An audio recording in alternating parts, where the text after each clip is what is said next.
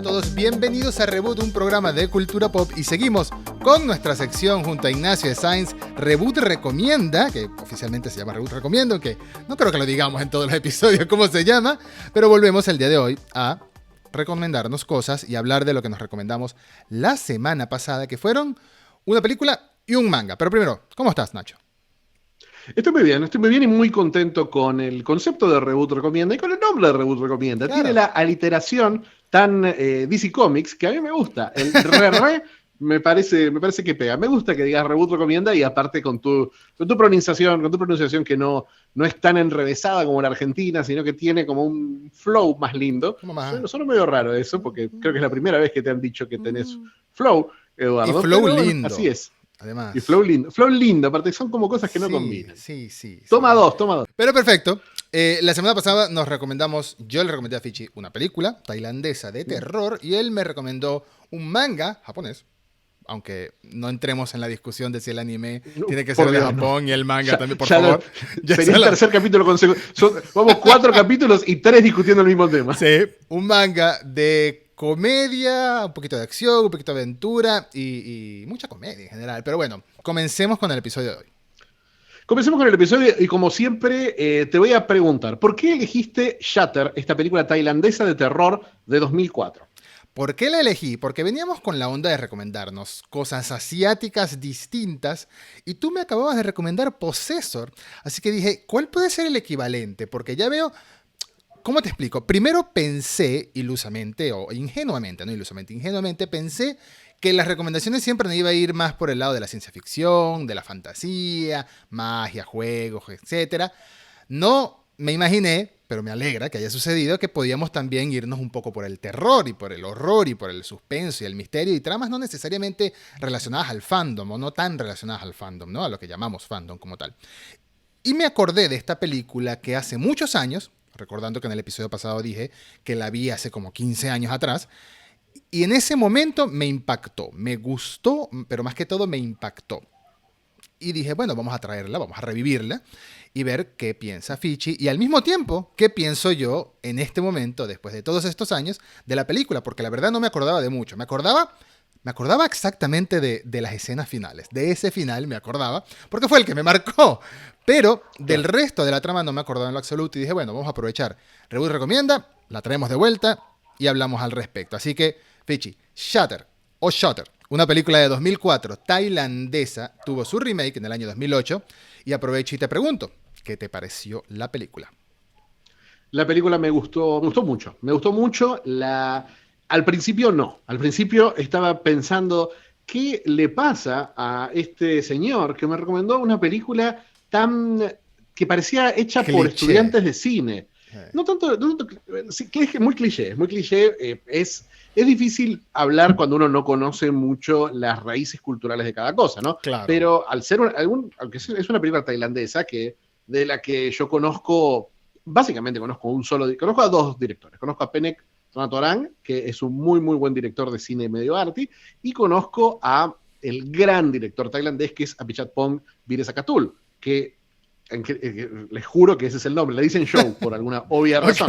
Pero Apichatpong es un director que ha ganado la Palma de Oro en el Festival de Cannes, es un director maravilloso, ha dirigido películas como Blissfully Yours, Tropical Malady, El tío Bummi, y solamente conocía a ese cine tailandés. Esta es una película muy, muy comercial, profundamente. Es más, en su momento fue la película más exitosa de la historia en Tailandia. Sí. Y me sorprendió lo similar que era el J-horror que estaba de moda desde Ring, esta película de Hideo Nakata del 98. Me pareció que iba muy en esa onda, en la onda de Ring, todavía más en la onda de Grudge y de Ju-On, otra exitosa película de J-horror. Sí. Decía, esto parece un estudiante... Tiene una precuela en Netflix que es muy fuerte de ver, Ju-On. No está mal, no está bien, digo que fue complicada verla porque es muy, muy gore, muy, muy actual. No se siente como el J-horror de antes, se siente un poquito más explícito. Bueno, justamente el J-horror y el gore no son cosas que vayan de la mano. Hay una sensación de incomodidad en el J-horror, hay una sensación de que nunca no sabes si estás dormido o despierto, si es una alucinación o realidad. Esos tonos los maneja muy bien la peli, pero empieza muy esquemática, muy básica. increíblemente mal actuada. Y la primera media hora estaba como diciendo, pero si esto es una película de estudiantes, se sentía. Sí. Pero también sentí, esta es una película de un país en el que no hay una gran industria y se nota que todo el proceso de filmación fue algo complicado, algo lento, en el que filmaban cuando podían y como podían, y a la vez se siente que los dos directores, pues una dupla de directores, que claramente hay dos miradas en la película y hay escenas que son más de uno y escenas que son más de otro, hay escenas que son más humanistas y escenas que son puramente visuales, que se nota que vienen de la mano de dos directores distintos.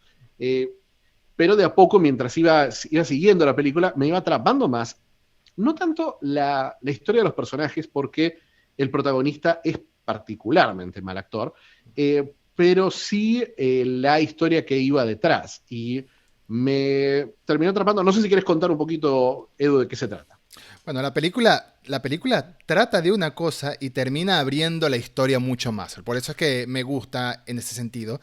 Me volvió a gustar en ese sentido este segundo visionado después de muchos años, que casi cuenta como un primer visionado, con la excepción del final de la película, porque de verdad, no vamos a hacer spoilers, en Reboot Recomienda no hacemos spoilers, pero sí puedo decir que el final de la película te impacta, y eso es lo que más, y cuando digo el final, es el final, los últimos 90 segundos, o 120 segundos. Los últimos 90 segundos, los últimos 2 o 3, los últimos 10 minutos en realidad, que ponen en contexto muchas de las cosas que a mí no me gustaban de los actores, las ponen en contexto, y digo, pará, no es que estos actores son medio malos, pero me estaba diciendo algo con la actitud de estos actores la película. Me estaba diciendo algo con la forma en la que este personaje se relaciona con el mundo. Me estaba dando una pista de lo que íbamos a ver en ese final, que es impactante, que es poderoso, y que algo raro para el cine asiático, que suele ser un poquito insensible con respecto a algunas cosas, me pareció bastante humano y bastante compasivo con lo que le está pasando a todos los personajes. Sí, me pareció... Es una manera muy buena de verla. Es una manera muy buena de verla.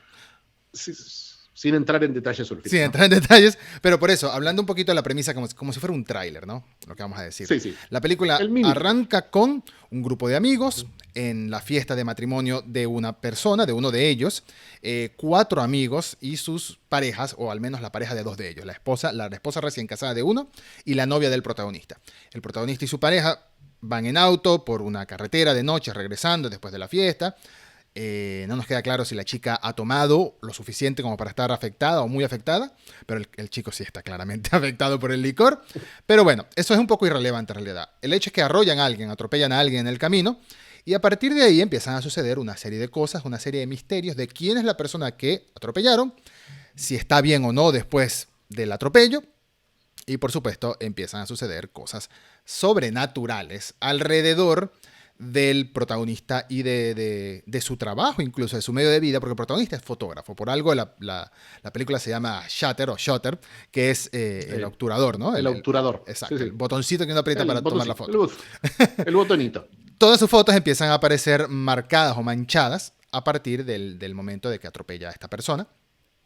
Y empiezan a buscar el porqué. Como dice Nacho, hay un trasfondo cultural en la película de que hay ciertas creencias en la región, de que esas fotos así puede significar algo, puede significar un espíritu que hay detrás de la foto, o alguien que te acompaña, o alguien que acompaña a la persona, alguien me refiero a un ente espiritual, o a la persona que está involucrada en la foto, a la persona que aparece en la imagen.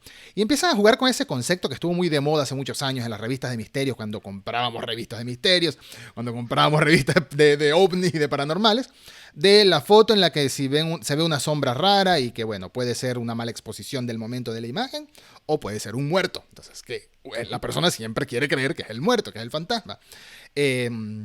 Entonces, a partir de ahí empieza un juego con este concepto, empieza una investigación y se va tornando de una historia muy básica a una un poquito más oscura, un poquito con un misterio que la primera media hora no te imaginas que hay ese misterio detrás. Más que todo, pareciera que vas a ver algo donde los personajes van muriendo uno tras otro porque un bicho los agarra, así con un scare jump. Y no es así, no es así. No, la película se ahorra mucho el jumpscare por completo, se ahorra el gore que casi en absoluto, pero se empieza muy J-horror y muy genérica, y se empieza a volver súper específica, que eso es lo que más me atrajo, ¿no? A mí A mí siempre me gusta de ver cine internacional también empezar a explorar una cultura, empezar a explorar una ciudad, a ver cosas distintas, ver que hacen cosas distintas. Y de a poco se vuelve súper específica como una historia tailandesa. Empezás a sentir esa Bangkok. Empezás a ver, por ejemplo, las fotos profesionales que él hace, las fotos de boda, no son las fotos normales, las normales. Tampoco seamos tan normales nosotros los latinos, pero nosotros estamos acostumbrados a una estructura de foto de boda y a la estructura de Estados Unidos por ahí de cómo es la fotografía de una boda, y acá hay ciertos rituales, ciertas cosas, ciertas poses que me llaman la atención. En un momento van a visitar una revista que está dedicada a estas fotos, a una revista de lo sobrenatural, Sí. y van a la redacción, y es un lugar memorable, porque es una oficina horrible, una especie de galpón con todas pilas de revistas, y tienen una conversación con el editor de la revista que está fumando mientras habla, y es un momento tan maravillosamente extraño, único, personal y distintivo que me metió en la película del todo. Lo mismo me pasó cuando empezamos a atar un poquito las historias del pasado de esta víctima del atropello y exploramos un laboratorio universitario donde vemos distintos bichos, no sé ni qué son algunos, en formol. Y toda la película empieza a jugar mucho con una película que habla sobre fotografía. Claramente está dirigida por dos tipos que están fascinados con la fotografía, no solamente con la fotografía sobrenatural. Muchas de las fotos que vemos en la película, hay un crédito hermoso al final que agradece a la gente que les dio las fotos, que son fotos reales, sí, fotos fantasmales reales. Me pareció un toque muy lindo y una de esas cosas que la hacen sentir distinta y más artesanal a la película, ¿no? Sí. Más que comercial. Y la película tiene mucho de eso, mucha de la idea de muchas cosas hitchcockiana de la foto, de la imagen, del registro del pasado, de esa idea como que la foto te congela, y no solamente con las fotos, lo juegan con los rayos X, lo juegan con distintas, con impresiones, con el proceso de revelar una foto. Me parece que se emociona la película con esas cosas visuales, con esos recursos, y empiezan a hacer un gran trabajo. ¿Que hay jump scares en la película? Sí hay, por supuesto que hay jump scares. Hay un par, 3, 4, 5 jump scares, pero bajo el contexto general la película no es lo típico de las películas de terror actuales, o pseudo terror en muchos casos actuales, que te mantienen tenso es esperando el jump scare, ¿no? O sea, tú estás tenso porque sabes que en cualquier momento te van a intentar pegar un sustico con una imagen que va a aparecer bruscamente en pantalla y un sonido de fondo, un volumen exagerado, después de un silencio absoluto. Cuando tú ves que hay un silencio absoluto y una toma muy lenta, te dices, ajá, ahí viene, ahí viene. Aquí no. Aquí la tensión va por lo que está sucediendo en la película. Y eso es lo que me agrada de este tipo de películas que hacen terror un poquito más inteligente. Incluso con no quiero llamar bajo presupuesto esta película, vamos a decir lo pequeña que es la película, ¿no? Lo chica que es la película en comparación a una megaproducción actual. O de algún estudio más grande, alguna de estas del universo del Conjuro, de James Wan, es lo primero que me llega a la mente, que son producciones muy costosas. Me llega a la mente porque recientemente vi el Conjuro 3, mini paréntesis, qué película tan mala, aburridísima, la historia es interesante, pero es aburridísima. Terror de que aparezcan en estas recomendaciones y tener que verla. La 1 me gusta mucho, el Conjuro 1 me gusta mucho, pero la 3 es aburridísima. Fin del momento random del episodio, o de uno de los momentos random que tendrá el episodio. Tendrá muchos. Lo que dices de las culturas también me parece muy interesante. Hace poco vi una película que se llama Solo Dios Perdona, Only God Forgives, que es de Nicolas Winding Refn, uno de mis directores favoritos, honestamente. Tiene muy pocas películas. Y si le gusta a Kojima, me gusta a mí también. No es por eso. De verdad me gusta mucho su estilo neonizado, su estilo cyberpunk al grabar películas. Me encanta. Esta es protagonizada por Ryan Gosling y se desarrolla, si no me equivoco, también en Tailandia. Sí, se desarrolla en Tailandia. ¿Totalmente? ¿En Bangkok? En Bangkok. Sí. Entonces, tenía este aire. Esta película, volver a ver Shutter, me hizo entender un poco visualmente cómo es Bangkok, cómo es la ciudad, un poco desordenada, no por criticar de manera de mala onda, pero un poco desordenada, un poco turbulente, un poco muy llena de personas, muy sobrepoblada. Pero cuando iban a las afueras de Bangkok, como hay una escena en Shutter que van a una casa de una de las personas involucradas en la historia, por así decirlo, se vio muy tropical. La casita con maderita, con todo muy... Le faltaban, no sé, las palmeras de coco que seguro habían por ahí, porque es Tailandia después de todo. Entonces, me gusta mucho ese aspecto de la película, también del cine internacional, como bien dices, que nos da un vistazo a culturas que conocemos muy poco en este lado del mundo. A mí me pasa con este tipo de películas, me pasa con las películas tailandesas en general. Bueno, vos sabés que yo viví muchos años en Ecuador y me Por recuerdo un mucho, momento yo pensé que ibas a cuando... decir en Tailandia, iba a decir... No, no, no, eso hubiera sido una anécdota para más largo.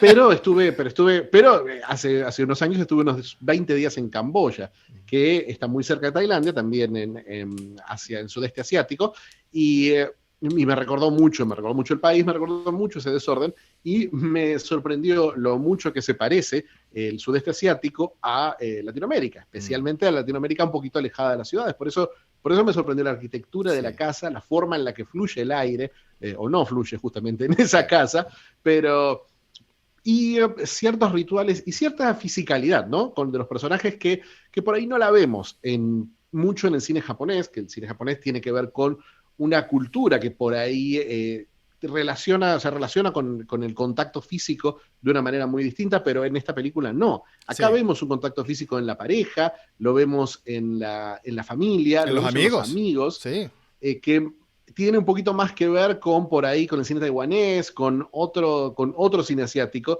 que por eso, por ahí el J-horror siempre está relacionado con una cosa que creo que también es muy de foráneo esto, de extranjero, de no ser parte de una cultura, de que nosotros leemos el J-horror como frío, como distante, Sí. como emocionalmente, un poquito como que hay un bache emocional entre los personajes y nosotros, que por ahí un japonés no lo siente, porque bueno, es la forma en la que se expresan, pero sí es más fácil relacionarse emocionalmente con la forma en que estos personajes reaccionan y que regatean y que hablan y que ocultan secretos y que revelan cosas, especialmente cuando se vuelve más emocional la película en esa, la verdad, excelente, excelente última media hora.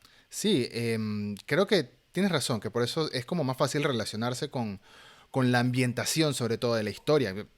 Desde que en Argentina conozco muy poco, la verdad, conozco Capital y un poco más, pero en Venezuela hay muchos pequeños pueblos, hay un parque nacional que es puras playas, son muy bonitas y todas las casitas que hay por ahí son se sentían como esta escena que te estoy diciendo. Entonces por eso es como más fácil relacionarse con o entender el contexto ambiental, el contexto local de esta clase de historias, sobre todo cuando se alejaban de la ciudad. Pero por eso te quería preguntar también, como historia de terror, ¿te parece que funciona y por qué? ¿O cómo funciona? ¿Qué fue lo que más te gustó de ese aspecto terrorífico de la película? ¿La consideras terrorífica para empezar por ahí?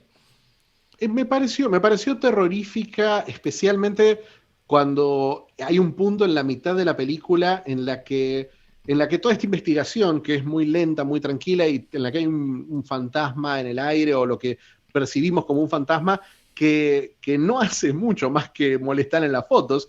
Entonces vos decís, ¿qué es lo que está en juego acá? Porque acá no se siente un peligro, y de Sí. repente la película escala con un par de escenas, con un terror que no me esperaba, que no es un terror medio, quizás si tuviera que relacionarlo con un director, pienso no tanto en los directores del J-horror más puro, más tipo Nakata o Shimizu, pienso más en Kiyoshi Kurosawa.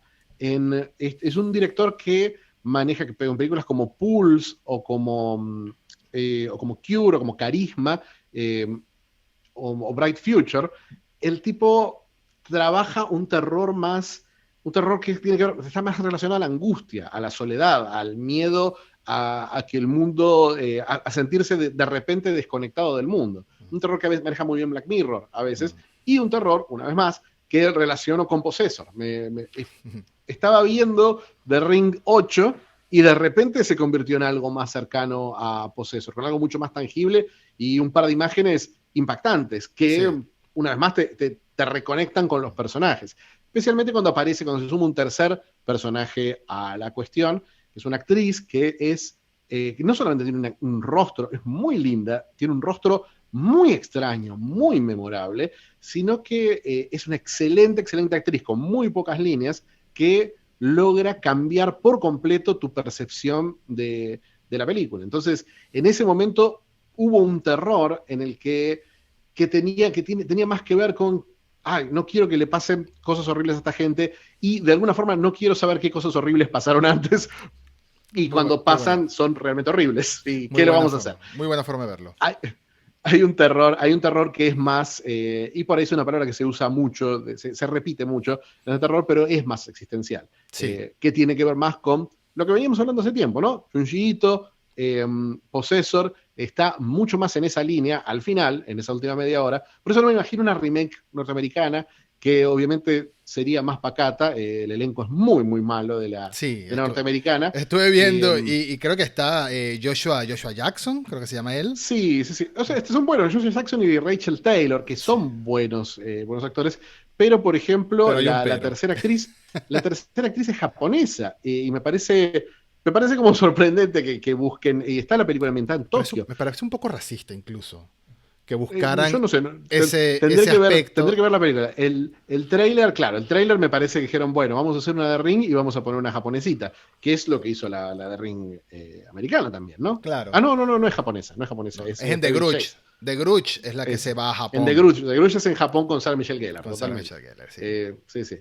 En The Ring es Lilo, de Lilo y Stitch. Ay, cierto, qué creepy, ¿no? Samara Sí, es sí, sí, Lilo. la Samara es fantástica. Ah, es muy buena. La Ring americana a mí me gusta Sí, mucho sí, más que claro. la japonesa. La vi en el cine Bueno, hace Berlinski. mucho tiempo. Y creo que no debía haberla visto en el cine, pero ¿por qué no? Why not? Why not? Ahí tiene unos jumpscares con unos ciervos esa película que todavía, que son de los momentos en el cine que me da mucha pena haber ido con gente y que recuerde más mis reacciones que la película. Pero ahí te das cuenta, fíjate, de lo mismo que estamos hablando en el cine tailandés, en el cine japonés, de cuando juegan bien con la inteligencia, con hacer terror inteligente, ¿no? Para mí una de las partes más perturbadoras y terroríficas de The Ring ni siquiera es cuando sale Samara de la televisión, que sí, que esa parte es horrible, es el video como tal. El video a mí Oh, me traumó. El video sí, a mí me traumó. Lo absurdo, lo abstracto, lo aleatorio incluso del video, a mí me traumó. Y esto sucede también en Shutter o en Shutter. Voy a tener que decir Shutter o Shutter cada vez que diga la palabra por tu culpa. Por tu culpa. Eso me pasó con esta película, de que ese final, más que ser un jump scare, no, sin spoiler de nuevo, más que ser un jump scare, es una escena que se da de una manera fluida, el final, y se te queda grabada entre ceja y ceja esos últimos segundos, se te quedan grabados y no para, la película no para de... Hay un momento, como dice Nacho, hay un momento que hay un antes y después para la película, es como que pasan una página y dicen, ok, ahora nos ponemos en serio, se arremangaron y empezaron a pasar cosas, empezaron a revelar información y es como si estuvieras viendo otra película. Es como si estuvieras viendo otra película, que sí, va de la mano con la primera mitad, pero es como el meme de, that escalated quickly, ¿no? De Will Ferrell. Algo así. ¿La recomendarías? ¿Te gustó la película? la recomendaría completamente y empecé a seguir un poquito, me parece que voy a seguir un poquito la carrera de los directores. Sé que uno de los se separaron, hicieron una película más juntos, después se separaron y uno de ellos hizo una película en 2013, que es hoy la película más exitosa de la historia de Tailandia, que es una comedia de terror. Y vi el trailer y me pareció muy gracioso, así que probablemente la vea. Me pasas el enlace. Perdón, me pasas la información en Netflix Te paso la y en información y dónde puedes Amazon, comprar el Blu-ray por en favor. amazon.tailandia. En Sí. Amazon.tailandia. Debe existir. No, En esa, sí. sí existe. Mercadolibre.tailandia, entonces. Ahí es Ese donde la más, seguro que existe. ahí es donde la vas a comprar. Ok, finalizamos con Shutter. Finalizamos, por favor, vean esa película si les gusta el terror. Se van a encontrar algo distinto. Esta es una recomendación doble. Es uno de esos casos en que va a ser una recomendación doble porque rompí un poco la regla con que se supone que es algo que nos guste o que conozcamos lo suficiente para recomendárselo al otro. Rompí un poco la regla porque quería que fuera un revisionado mutuo, ¿no? Su primera vez, mi segunda vez, pero como si fuera la primera en cuanto a ver esta película. Y ahora continuamos con lo siguiente. Fichi, ¿por qué me recomendaste el manga Spy X Family? Mira, te recomendé Spy X Family porque me sorprendió mucho. Me sorprendió mucho. Estoy leyendo mucho manga últimamente. Y Spy X Family me llamó mucho la atención porque es una conjunción de tonos que no esperaba. Esperaba algo más shonen, esperaba algo más basado en la acción. Pero no es algo así. Es una mezcla de tonos brillante para hacer una serie de shonen jump que uno espera algo más o menos típico, ¿no? Mm, Para contarte un poco por qué me llamó la atención, tengo que contar un poco de la premisa, ¿no? Es una por historia supuesto. ambientada en una especie de guerra fría, en un símil de la guerra fría. Pareciera que la historia estuviera ambientada en Berlín en los 80s. Sí. Es un país son países imaginarios, la ciudad es imaginaria, pero es básicamente Berlín. La idea es que un espía perfecto, Twilight o Crepúsculo, se tiene que infiltrar en la ciudad enemiga y simular que tiene una hija y un esposo, una familia completa, para que la hija se inscriba en una escuela de élite y lo contacte con el hijo de un político para meterse en su círculo social. Es una premisa que es un punto de partida de una historia posible de ciencia ficción, de espionaje. James Bond. Es una historia sólida.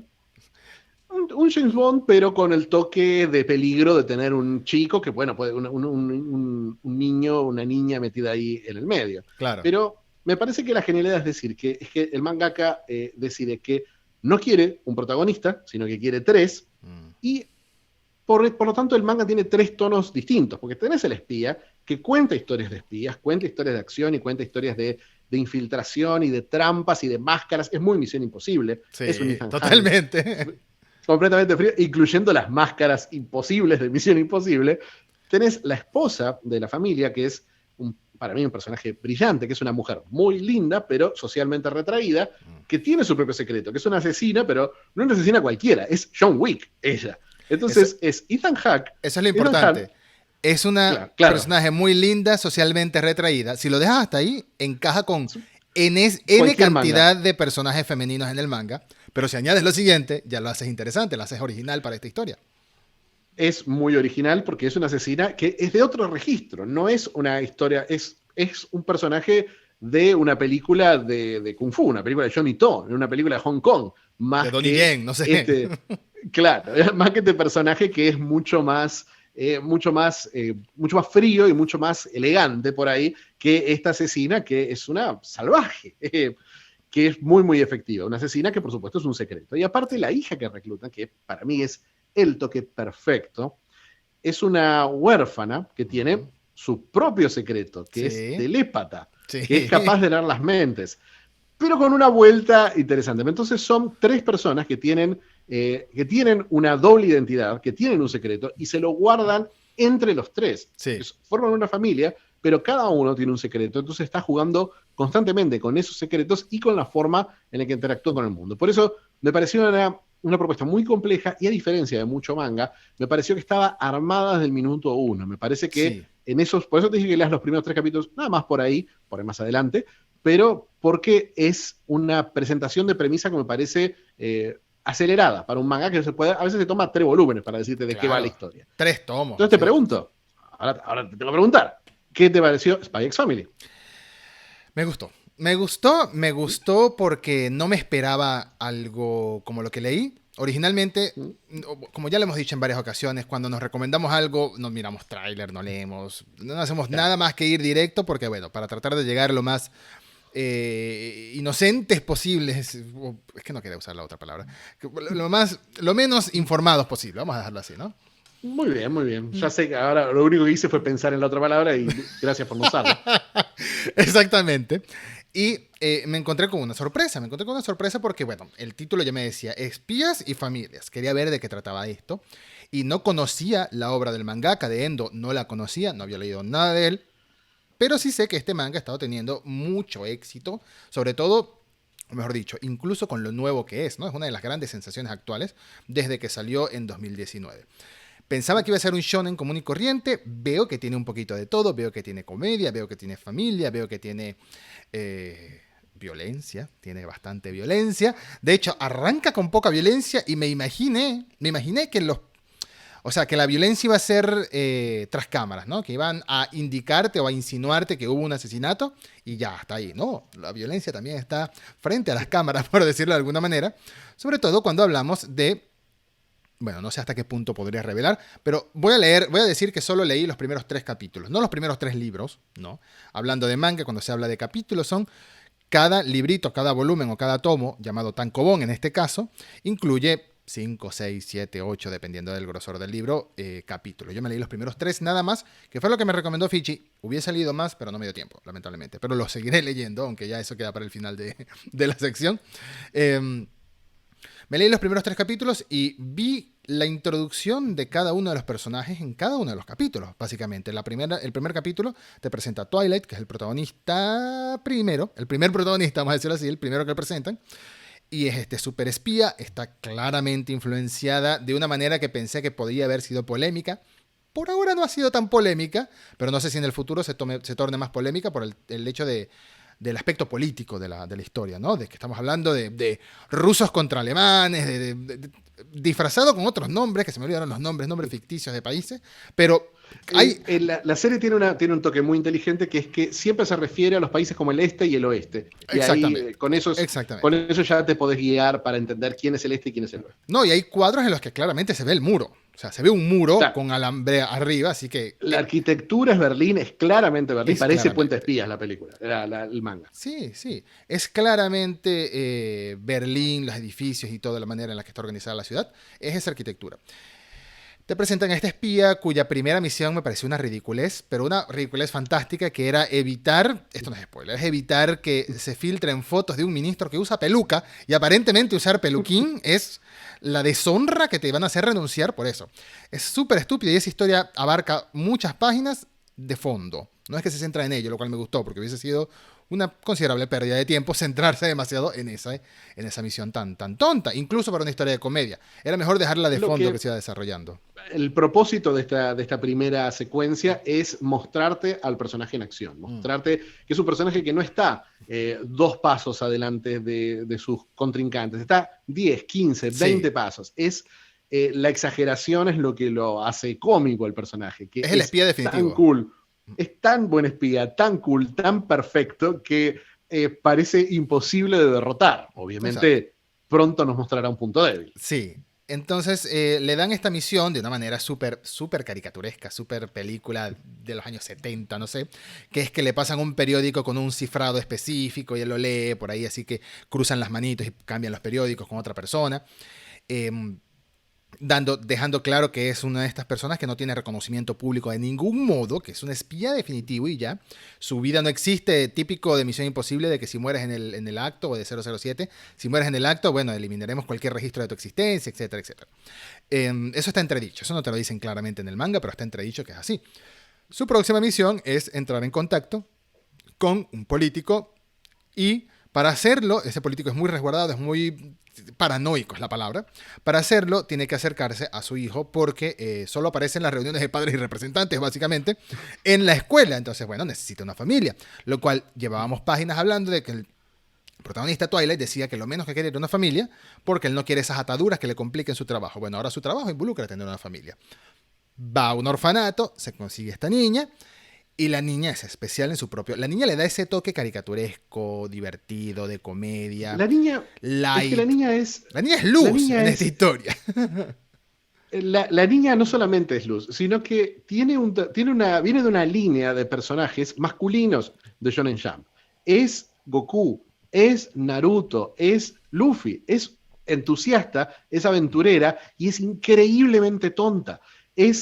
Es una chica que intelectualmente no tiene muchas luces, que es un gran problema. Como es telépata, sabe exactamente lo que Twilight quiere, lo que el espía quiere, lee su mente y dice, bueno, estas son las cosas que le tengo que decir para que me lleve a mí, porque me quiero ir de este orfanato. Claro. Entonces hace esto y él piensa, encontré una niña genia. No, ella es lo opuesto de una niña genia. Ella es atroz, es fatal y es muy divertido que sea así porque es un toque que nunca había visto, el de tener un personaje que tiene la capacidad de leer lo que estás pensando, pero no entiende lo que estás pensando, porque es muy tonta. Exactamente. Entonces, es muy tonta. Entonces, es las muy confusiones...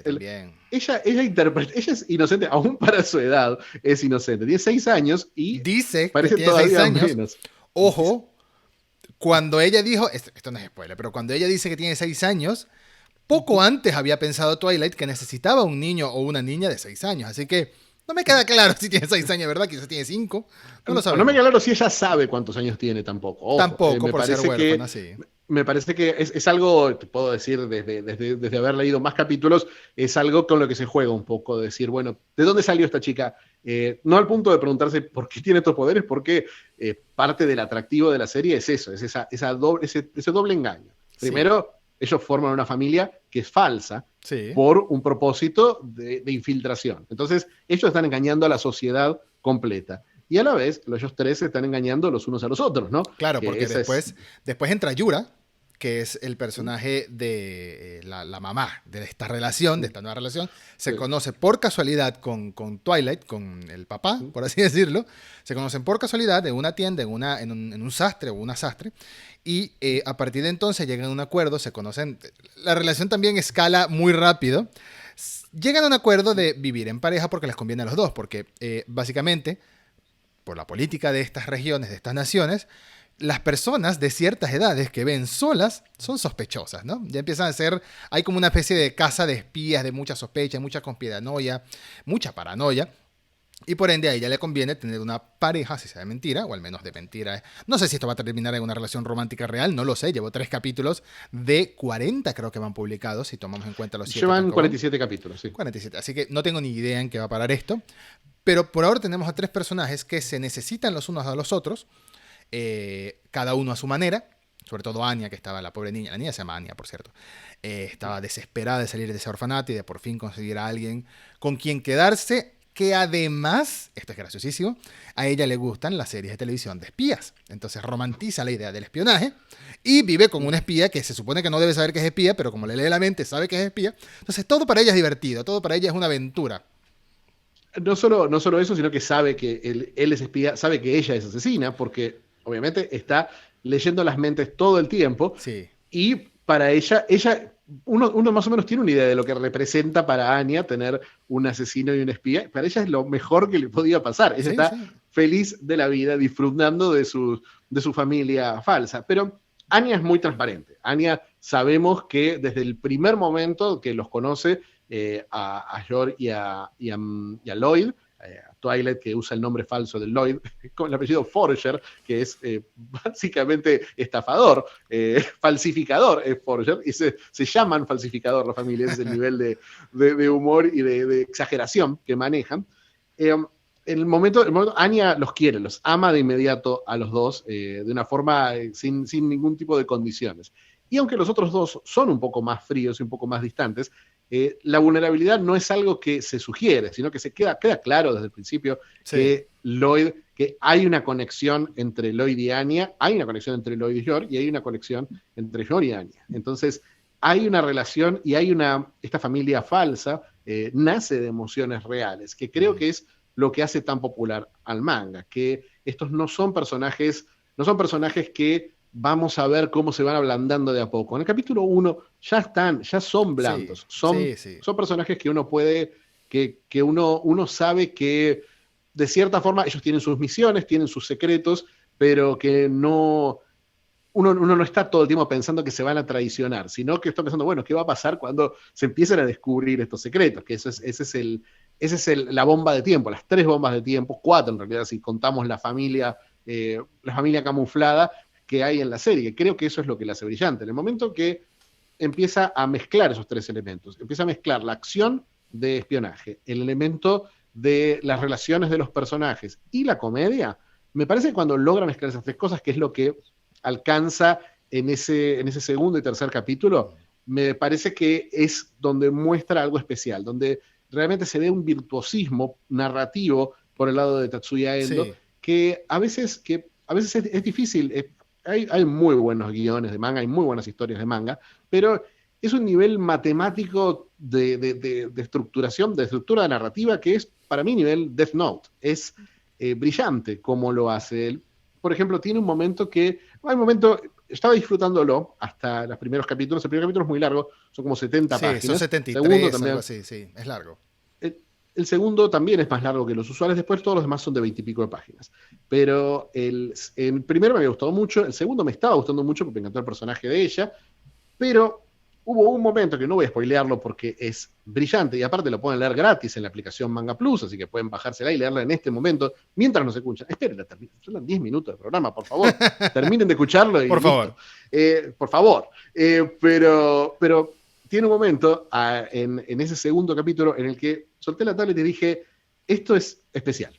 He leído muchas cosas últimamente, pero esto es algo especial, esto es algo único, que es un momento en el que, un momento de acción, muy gracioso y de un romanticismo delirante, porque es un momento romántico, es un momento de comedia romántica, pero que involucra una granada. Y es magistral. Me parece que Edu ya sabes de qué momento estoy hablando.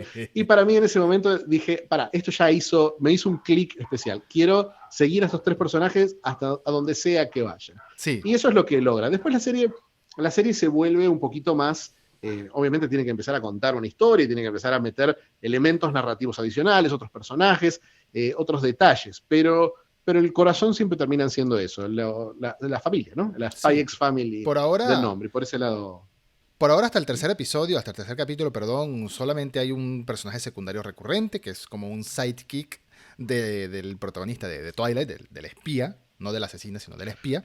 Que también da la primera página del segundo capítulo, es un gran momento con ese sidekick. Sí. Y está la idea, ¿no? Lo que más me gustó de este manga es que parece, del mismo modo, parecido más o menos a lo que veníamos hablando en Shutter, que es que parece que va en cierto modo apoyándose en algunos clichés y se los va quitando, se los va sacudiendo de una forma muy rápida. Decías que el primer capítulo pasa muy rápido algunas cosas y de una vez se ablandan al final, ¿no? Es como decir que, en términos muy otaku, se podría decir que comienza como un tsundere y de repente... ya te das cuenta de por dónde va la historia, de por dónde van las relaciones entre los 2 primeros personajes que nos presentan principales, que son Twilight y Anya. Pero luego metes a Yoru a la fórmula y calza rapidito en la familia de una vez, porque no se dan muchos rodeos, no se dan muchas explicaciones. Hay una persecución en el comienzo no sé si es en el segundo o en el tercer episodio.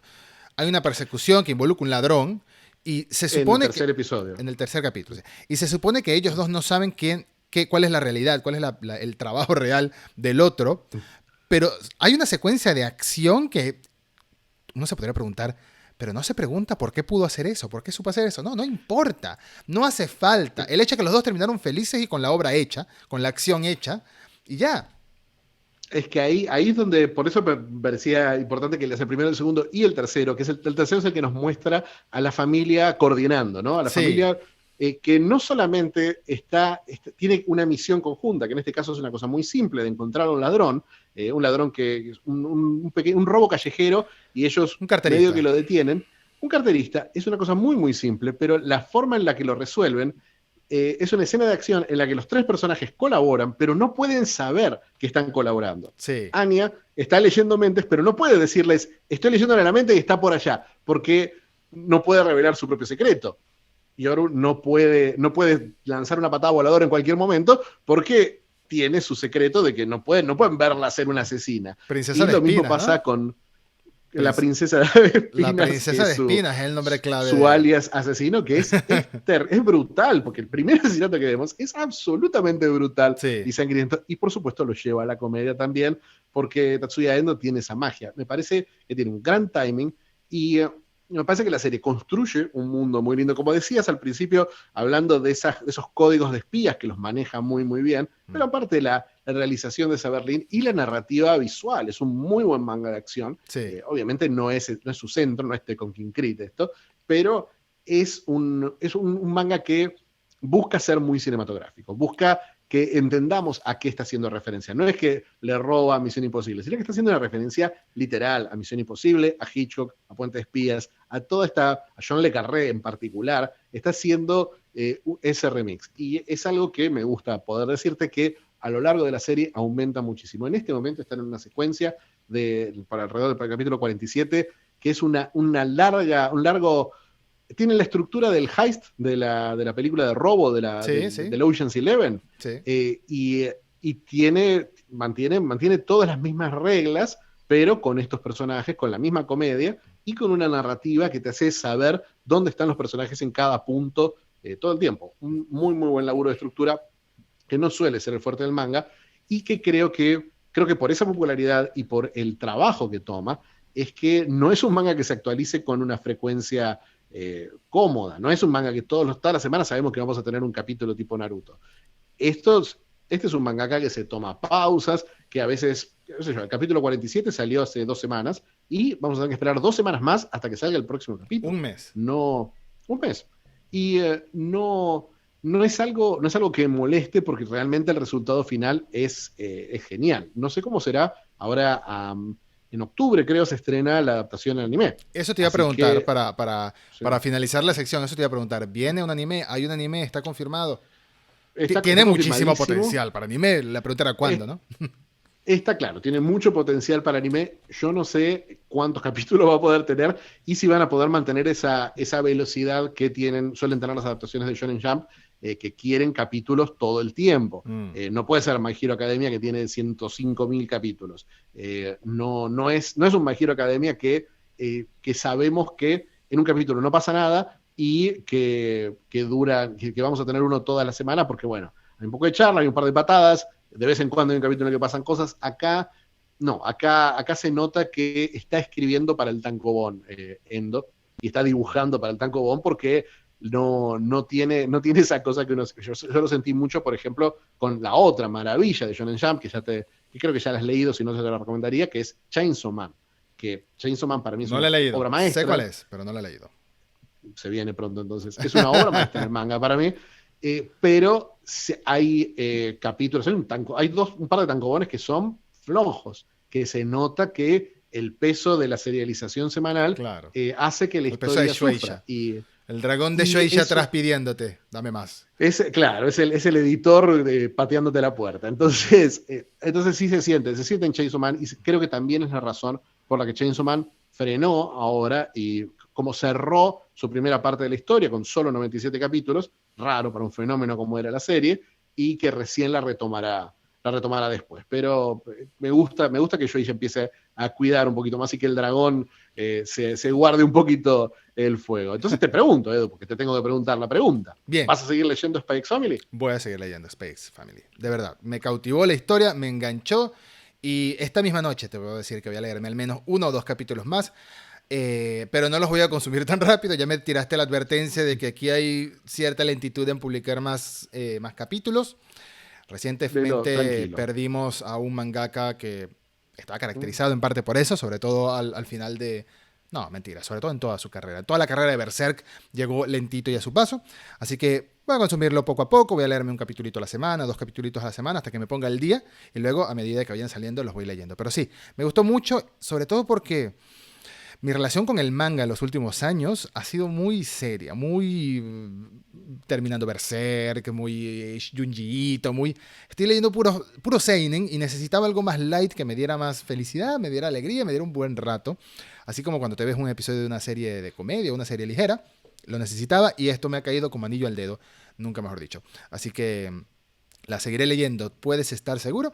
Y pasamos a la última sección de este episodio, que es ver qué vamos a recomendar la próxima semana. ¿Cuáles son las opciones? Como siempre recordamos, yo le propongo tres cosas a Nacho, Nacho me propone tres cosas a mí, sean juegos, sea películas, sea series, sea cómics, sea manga.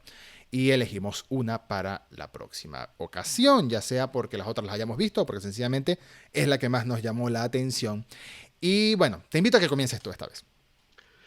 Bueno, mira, yo en mis elecciones me inspiré en tu elección de Jota, porque me gustó mucho la idea de usar la selección como una excusa para revisar algo que viste hace mucho tiempo y del que tenés un buen recuerdo, pero quién sabe lo que opinarás ahora. Entonces, elegí tres cosas que no reviso hace un tiempo. Bien. Eh, Son un juego, una película y un cómic norteamericano. El juego es un juego que yo lo consideré en su momento el mejor juego de la década, Wow. pero no lo juego hace varios años. Es un juego que yo lo juego originalmente en celular. Es un juego de celular, tablet, está en PC en una versión mucho más bonita. Se llama 80 Days, 80 días. Es un juego del estudio Inkle, un guión de la brillante Meg Giant, que me parece que es la gran narradora de videojuegos moderna, aparte que me parece una persona fascinante para seguir en Twitter y para prestar atención. Mm. Es una variante de la vuelta al mundo en 80 días que es como es una aventura con tipo elige tu propia aventura, con un par de elementos ligeros de elegir caminos y de manejar inventario, muy bien implementados, que se puede terminar en 20 minutos o media hora, pero te empuja a jugarlo varias veces porque hay una enorme, ridículamente grande cantidad de caminos. Tiene 1.000.000 de palabras, de las que probablemente leas 20.000 por la selección. Por recorrida. Entonces, me parece que en el momento me pareció una obra maestra. Tengo muchas ganas de jugarlo de vuelta y te invito como opción a jugarlo de vuelta. Bien. Si no, tenemos Empress. Empress es un cómic de Millarworld. A mí, Empress te diría que es lo que más me gustó. De Millarworld. Sí, por supuesto, me parece un buen recuerdo de nuestros momentos de Millarworld. De haber sufrido tanto con Jupiter's Legacy. En paz descanse Jupiter's Legacy. En paz descanse, sí, canceladísimo. La cancelamos nosotros. Empress para mí es un muy, muy buen cómic. Es un cómic cortito, creo que son 6 o 7 números. Es una historia que empieza y termina, que es lo sentí como dije, mira, este es Millar haciendo su Star Wars, su Flash Gordon, su historia épica, ultra veloz de ciencia ficción, muy familiar, muy por ahí como Spy X Family, y con arte de Stuart Timonen que es impresionante, bellísimo arte, bellísimos colores, una joyita, Empress. Entonces, es una opción. ¿Y por último? Y la última opción es, una vez más, te invito a suscribirte a un servicio de streaming gratuito, en este caso, que es Tubi TV, que tiene varias películas del gran director japonés Takashi Miike, un director del cine trash, que ha dirigido películas de perfil más o menos altos, como La Espada del Inmortal, y otras películas de perfil más bajo, especialmente en su momento de gloria, en el momento que se volvió el director más notable de Japón en este mundo del cine trash, con películas como Dead or Alive, como Deadly Outlaw Rekka, y la película que te voy a ofrecer ahora, que es La felicidad de los Katakuris, que es una película de la que no tenés que ver absolutamente nada, no tenés que saber nada, tenés que saber que existe la felicidad de los Katakuris y odiarme como hiciste con Possessor. Te puedo decir que es una comedia en este caso, no la vas a sufrir tanto, o sí porque está Takashi Miike, pero bueno, esas son las opciones. 80 días, 80 Days, Empress o La felicidad de los Katakuris. Vos decidís. Qué difícil me lo pones siempre. Mis recomendaciones van a ser un poco más mainstream, eso sí te puedo decir. Pero, ¿sabes qué? Vamos por un cómic. Vamos esta vez por un cómic. Si no, elegiría la tercera opción, La felicidad de los ¿qué? Katakuris. De los Katakuris, porque me llamó muchísimo la atención, sobre todo por ser cine japonés. Pero vamos a variar un poco esta vez. Voy a elegir un cómic, sobre todo porque para mí va a ser la redención de Millar, que no necesita redención. Netflix necesita redención, no Millar. Así que voy a elegir Empress, el cómic. ¿Cuánto tengo que leer de los 7 números que hay? Tenés que leer los 7 números. Es una historia que empieza y termina. Ok, me leo los 7 números. Perfecto. Son 120 páginas, no es muchísimo. Sí, perfecto. Era para saber, por ejemplo, la vez pasada, hablamos de que no, los primeros 3 capítulos al menos, sí, era para saber. No, esto no es como Jupiter's Legacy, que es una historia que tiene una continuación, sino que empieza y termina. Aparte, honestamente, conociéndote y conociendo el tipo de historias que te gustan, me da la sensación que vas a leer el primero, vas a querer ver cómo termina, porque es como... Tiene toda la pinta, me gusta. Es una de esas historias que empieza a toda velocidad. No es que empieza a Star Wars, empieza empujándote y diciendo, bueno, acá pasa de todo, esto va a ser espectacular. Y cada capítulo termina y decís, pero el próximo tiene que ser el último. Tenés el primero y decís, bueno, el 2 termina, porque no tiene forma de continuar esta historia. Y no, le encuentra formas. Es el Millar en modo gran espectáculo. La verdad creo que te va a gustar mucho. Bien. Bueno, entonces me apunto. Empress, un cómic parte del Millarworld, un cómic escrito por Mark Millar, 7 números, me lo voy a leer y la próxima semana o el próximo episodio lo estaremos aquí comentando qué me pareció. Ahora vamos con mis 3 opciones. Son una serie, son 2 series, de las cuales una técnicamente es anime, y un videojuego. Aunque estoy casi seguro que el videojuego ya lo jugaste, pero no quiero perder la oportunidad de mencionarlo por si acaso. La primera serie que te voy a recomendar es The Expanse. ¿Has visto The Expanse? He visto The Expanse. Entonces, voy a tener difícil porque siento que 2 de 3... hemos perdido. Espero que sea muy bueno ese anime, porque he visto The Expanse.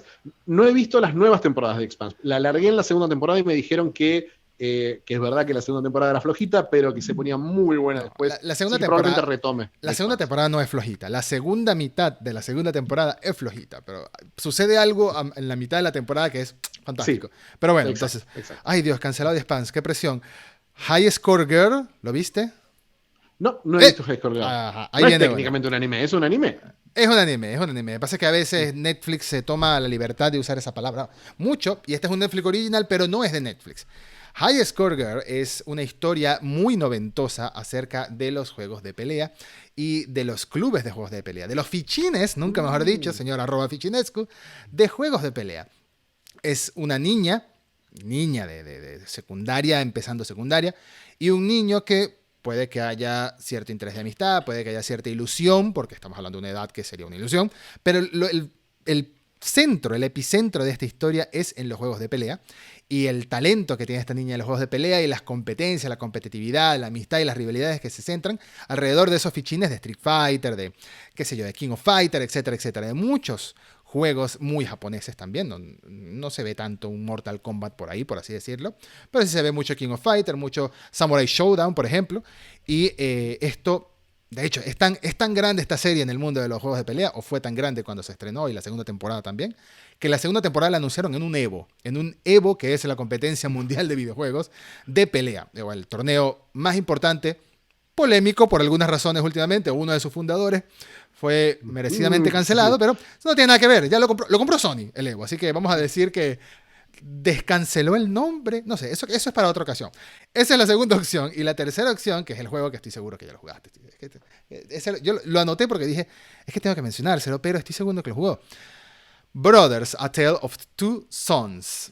Por supuesto. Bueno, voy a sacarme otra de la manga, de la lista que tengo larguísima entonces, y te voy a recomendar The Twilight Samurai. ¿La viste de Twilight Samurai? Ahorita también la viste de No Twilight vi de Samurai. Twilight Samurai, no vi de ¿No Twilight viste Samurai, Twilight sé que es Samurai? muy, muy buena. Bueno, no Mm, sabes que es muy buena porque mira. no la has visto, pero Sé que es muy buena porque la podría, gente confiable, como vos creo, me ha ok. recomendado Twilight Samurai. Twilight Me la Samurai, complicás. Twilight Samurai es una película de samuráis, como bien dice. Es un drama histórico japonés. Aquí seguimos en modo otaku y wibu a 100%. Protagonizada por el gran Hiroyuki Sanada. Es una película del año 2002, dirigida por Yoji Yamada, que es una historia que te podrías esperar al escuchar ese nombre, o quien lo esté escuchando el episodio o viéndolo en YouTube, se podría esperar a Twilight Samurai como una película de espadachines, tipo Kill Bill o tipo los clásicos de Kurosawa, por ejemplo, Seven Samurai, debe ser algo por ahí. No es nada por ahí. Es un drama de periodo histórico de finales del siglo XIX o principios del siglo XIX, bueno, mediados del siglo XIX de hecho, donde ya los samuráis están quedando como rezagados, como dejándose de lado, más o menos como se ve un poquito en Samurai X, en Rurouni Kenshin, pero desde un punto de vista de un padre de familia, que es un samurái, es un ex samurái o un samurái también, y está pasando por ciertos momentos complicados en su vida, pero hay mucho más alrededor. Es un muy buen drama histórico, la verdad. La película no es tan larga, la película es intensa y me gustó muchísimo. Hay muchos silencios en esa película, pero silencios Mm. pesados, de verdad. Y diálogos cortos, pero pesados también. Me gusta mucho esa película, es una película que la vi por primera vez el año pasado, que estuve haciendo un festival internacional de cine japonés en mi casa, nada más. Estábamos viendo en mi casa muchas películas japonesas. Así que esas son mis dos recomendaciones, te quedan ahí. High Score Girl o Twilight Samurai. Elija. Mira, justamente vengo de ver y de estudiar en profundidad y escribir muchas páginas sobre una peli asiática con samuráis de mentira, con samuráis, no con samuráis, sino con espadachines, pero espadachines melancólicos y muchos silencios. Bien. Así que vengo de un tono parecido, vengo de Las cenizas del tiempo de Bunker Boy, que ya te la había recomendado, pero la aproveché para escribir para la cosa. Así que voy por High Score Girl, voy por Bien. High Score Girl, por Netflix. Y igual, guárdate Twilight Samurai. Me parece que pronto vamos a hacer un capítulo de segundas oportunidades, Sí, de los que sí, nos quedaron sí. colgados, porque Sí. creo que nos quedaron varias que merecen una segunda oportunidad, volver al mazo y repartirse una vez más. Pero por Sí. ahora, High Score Girl es mi elección para el próximo programa. Bien, entonces quedamos así. Para el próximo, Reut recomienda, va a ser Empress, de Mark Millar. Ese va a ser el cómic que voy a leer yo. Y Nacho va a ver High Score Girl, que puedes verte la primera mitad de la primera temporada, si quieres, o toda la primera temporada, como tú quieras. Mírate la primera mitad al menos de la primera temporada. está disponible en Netflix. Bueno, nada más que despedirnos, nada más queda que despedirnos y hasta el próximo episodio. Estuvo muy interesante hablamos de terror, hablamos de mangas felices, un buen contraste ahí entre el terror y el Spy X Family, y quedamos pendientes para la próxima hablar de estas dos historias que seguro van a estar muy interesantes. Tengo ganas, esta misma noche posiblemente comience con Empress y siga con Spy X Family, así que ahí nos vemos la próxima semana, Fichi. Como siempre, un placer hacer esto contigo. Un placer también compartir esta experiencia, y la verdad sí tengo muchas ganas de ver ese contraste entre la ciencia ficción y el realismo nerd. Bien, bueno, hasta la próxima. Recuerden, como siempre, dejar su like, suscribirse al canal, compartirlo en redes sociales si les gusta este formato. Bueno, nos vemos en el próximo episodio. Chao.